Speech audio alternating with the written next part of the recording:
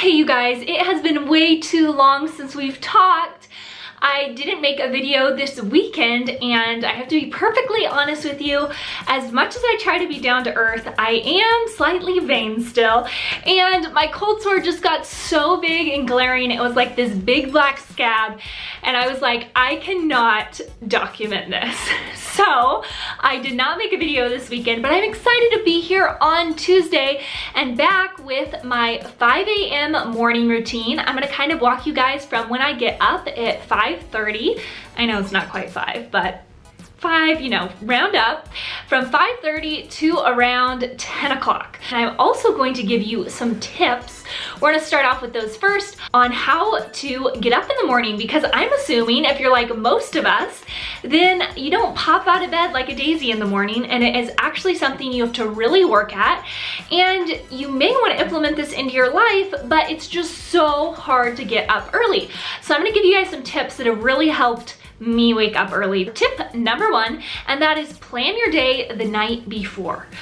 This sounds so cheesy, so cliche, but seriously, if you're laying in bed at 5:30 in the morning thinking, I don't even know what I'm getting up for, I don't know what's happening today, it is so easy for your mind to be like, why am I even getting up? I'm not gonna get up. When you've planned out your day the night before, then you know, okay, these are the appointments I have, these are the things I want to get done, this is the time I have for free time, and it makes it a lot easier to know why you're actually getting up in the morning. Tip number 2 is one that I took from quite a few different people have mentioned this actually, and it is light, water, and movement. So I tell myself, as soon as the alarm goes off, I can get back in bed after I have done light, water, and movement. So I go into the bathroom, I instantly flip on the lights, shock myself awake, and then I drink a big glass of water. Some people like to put lemon juice in their water.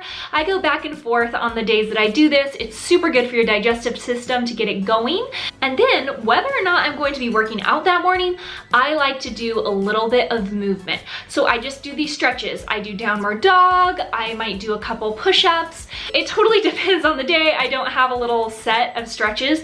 I just get the blood flowing, and usually at this time I am awake enough to be like, okay, I'm just gonna do the next thing on my list, and then I can go back to bed. And trust me, I do tell myself, you can go back to bed after you do this, but I have to complete certain steps before I go back to bed. And I typically find that as I go through those steps, my desire to go back to bed fades because I enjoy what I'm doing so much. And that leads me into tip number 3. So when you're planning your morning, only do 2 different things in the morning. It can either be 1, something you absolutely love to do, or it can be something you cannot do at any other time throughout the day. So I'm gonna give you guys some examples. I don't like getting up in the morning and doing a killer like Insanity or P90X sweaty workout that I have to get all hyped up for, okay? That does not sound like my idea of a good time. What I love to do is get a podcast that I downloaded the night before, put it in, go to the gym, and walk on the treadmill at an incline. I actually love to do that. It's just quiet time, it's my time. I'd way rather do that than sleep because I love either entertainment or education on podcasts, and I love to walk. And usually by the time I've done that, I feel like, hey, I'm already here, I'm in the mood, let's do some weights, let's do some squats, let's do some strength training, maybe I'll run a little bit, but that's something that I actually love to do. Another thing I love to do in the morning is write. I would rather write than sleep. So I will plan something like writing Instagram posts or writing blog posts or even something just like journaling. It's something that I don't get to do in the rest of my day when the kids are running around. And so if I want to have that special time, I have to get up in the morning. Some other things that I have to do when I get up in the morning that I can't really do throughout the rest of the day are self-tanning.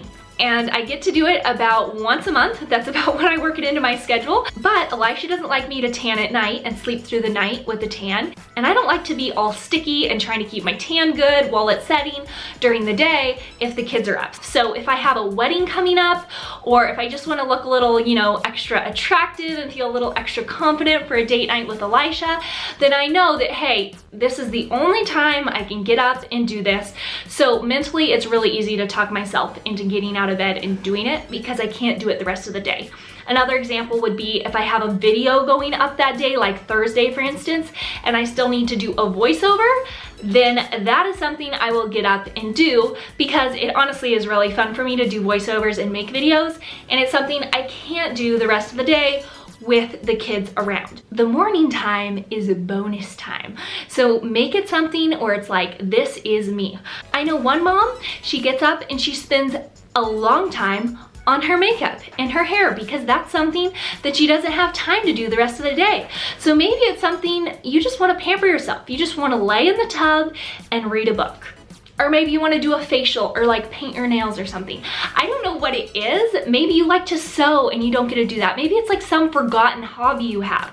But plan that in the morning, not something that you feel you should do because someone else does it in the morning. Okay, so now that we've gone over those little tips that help me planning my day the night before, light, water, and movement, and doing something you either love to do or can't do the rest of the day, let's kind of go over my morning routine. So I already mentioned that I like to start the day with a workout and a shower. I usually come home and do quiet time where I get in the Word, I journal, and I usually read an educational or inspirational book at that time as well. Then I work. I like to get in a little bit of work before the kids get up. Work typically gives me energy and it sets my day off on the right foot. So I do that and I get my kiddos up at 7:30.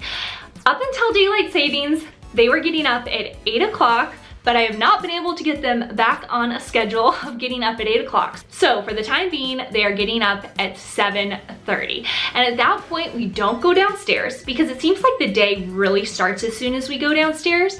I just go straight into our little studio, which is what I'm in right now, and we play. I read books, I lay on the ground, they roll all over me. We just play.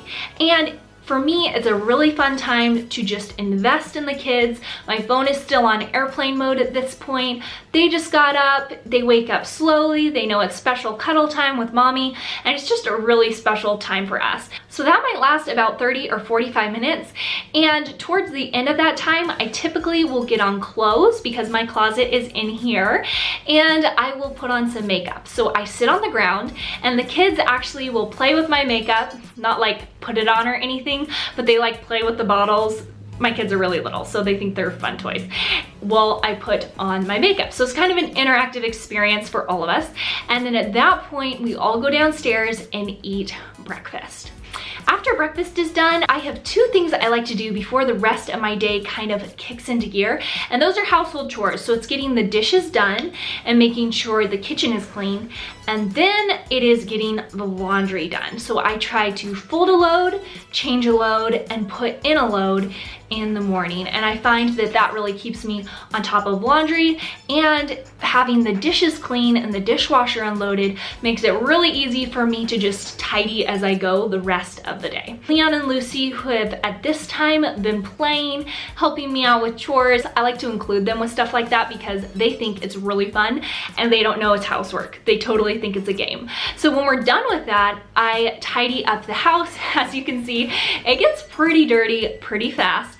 And so I like to do a quick tidy to wrap up my morning. And at this point, it's around 9:30 when Lucy goes down for her morning nap. So I will put Lucy down. At this point, my house is totally taken care of and I don't have to worry about it. Sometimes I've prepped lunch or dinner during this time as well. And then I give Leon his vitamins and take my supplements as well. As a mom who's had two kids close together and had adrenal fatigue a few years ago, I do not like to miss my supplements. They give me so much energy and make sure I'm able to maintain my active lifestyle. For Leon, I love to give him this omega-3 because it tastes like lemon.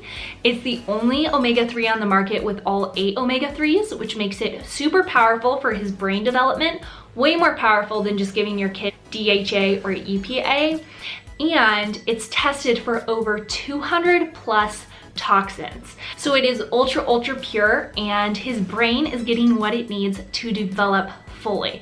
Then I also give him this little Liquivite, which boosts his immunity and gives him some fruits and vegetable concentrates and vitamins and minerals. After that, my morning is done. It's around 10 o'clock at that point.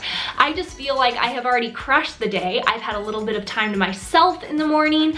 I've spent quality time with the kids. I feel like I'm really on top of the house. So at this point, I typically dive into work or money-related activities, because if you're a mother, then you are working probably about 99% of the time. Anyways, I really hope you guys enjoyed this morning routine video. Give it a big thumbs up if you did, and hopefully you find some of the tips helpful. I'm looking forward to seeing you again on Thursday, which is actually Thanksgiving, so happy Thanksgiving in advance, and I will see you guys soon. Bye!